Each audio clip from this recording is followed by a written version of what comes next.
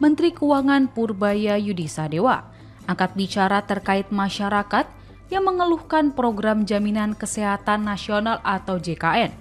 Segmen penerima bantuan iuran jaminan kesehatan atau PBIJK yang mendadak dinonaktifkan.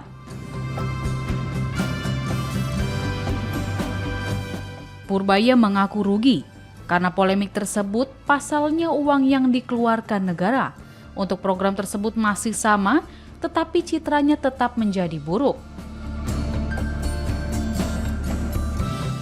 Keluhan itu disampaikan Purbaya kepada Direktur Utama BPJS Kesehatan, Ali Gufron Mukti dalam rapat konsultasi pimpinan Komisi DPR RI terkait jaminan sosial pada Senin 9 Februari 2026.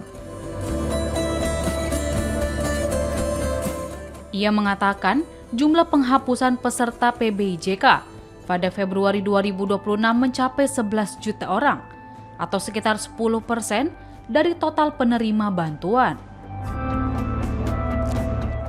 Angka tersebut jauh lebih besar dibandingkan periode sebelumnya yang biasanya hanya berkisar di bawah 1 juta hingga sekitar 7 juta orang. Lonjakan drastis ini membuat banyak masyarakat tidak menyadari perubahan status mereka hingga merasakan langsung dampaknya. Purbaya menjelaskan bahwa penonaktifan peserta PBI sebenarnya bertujuan untuk meningkatkan kualitas dan tata kelola program JKN agar lebih tepat sasaran. Namun ia menegaskan agar implementasi pemutakhiran data dilakukan dengan tertata dan sosialisasi yang cukup, sehingga tidak membuat keributan publik seperti yang sedang terjadi saat ini. Purbaya juga meminta kepada stakeholder untuk lebih bijak ketika menjalankan suatu kebijakan baru. Ia mendesak agar proses pemutakhiran data penerima PBI untuk diperbaiki. Menurutnya, penonaktifan peserta PBIJK perlu dipertimbangkan dan tidak langsung diberlakukan begitu saja. Masyarakat perlu diberi jangka waktu sekitar 2 hingga 3 bulan. Dan selama waktu tersebut BPJS Kesehatan harus melakukan sosialisasi, terutama bagi masyarakat yang tidak lagi masuk ke dalam daftar PBIJK. BPJS Kesehatan juga diminta melakukan sosialisasi terkait tindakan apa yang perlu dilakukan masyarakat tersebut. Peserta yang dinonaktifkan juga diberi waktu untuk menyampaikan sanggahan jika mereka masih layak masuk ke daftar PBI. Lebih lanjut, Purbaya meminta penentuan jumlah PBIJK dilakukan secara hati-hati dan terukur dengan mengedepankan ketepatan sasaran,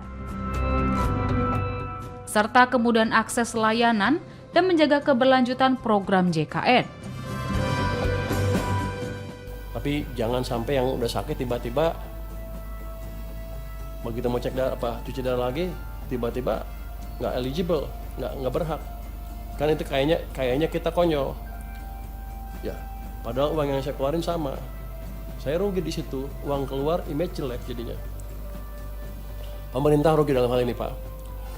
Kemudian masukan dari kami adalah penentuan jumlah PBI dilakukan dengan hati-hati dan terukur dengan mengedepankan ketepatan sasaran, kemudahan akses layanan, dan menjaga keberlanjutan program JKN. Tadi kan kalau ditanya ada nggak ruang untuk isi orang-orang tadi yang nggak masuk, kan ada. Kan masih 96 juta sekian kan, targetnya 98. Harusnya kalau prosedurnya clear, nggak ada masalah itu. Jadi masalahnya adalah masalah operasional, masalah manajemen, dan masalah sosialisasi yang harus bisa dibereskan secepatnya. Kalau itu membuat uang yang saya keluarkan untuk Anda lebih kecil, saya mendukung. Ribut dikit nggak apa-apa. Tapi ini kan sama, uang yang saya keluarkan sama, ribut lagi. Saya rugi banyak, Pak. Ke depan tolong dibetulin. Dengan demikian penjelasan kami tentang dukungan APBN 2026 untuk mendorong efektivitas program JKN dalam rangka mewujudkan SDM unggul, sehat, produktif, dan berdaya saing untuk menghadirkan Indonesia yang tangguh, mandiri dan sejahtera. Terima kasih. Kami kembalikan kepada pimpinan.